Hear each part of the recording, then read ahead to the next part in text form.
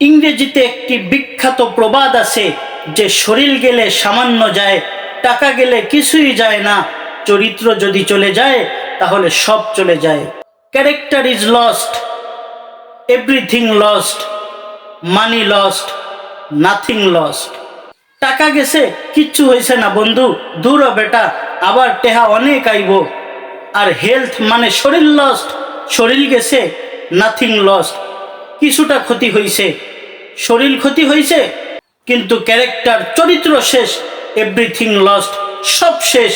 এজন্যই যার চরিত্র নাই, যার আখলাক নাই, তার কিচ্ছু নাই। যার চরিত্র আছে, যার আখলাক আছে, দুনিয়ার মধ্যে অনেক বড় দামি একটা সম্পদ তার আছে। আল্লাহ পাক রব্বুল আলামিন আমাদের পুরুষদের সবাইকে চরিত্রবান পুরুষ হওয়ার তৌফিক দান করুন এবং আমাদের মা বোন মহিলাদেরকে চরিত্রবর্তী নারী হিসেবে আল্লাহ কবুল করুন। আমিন।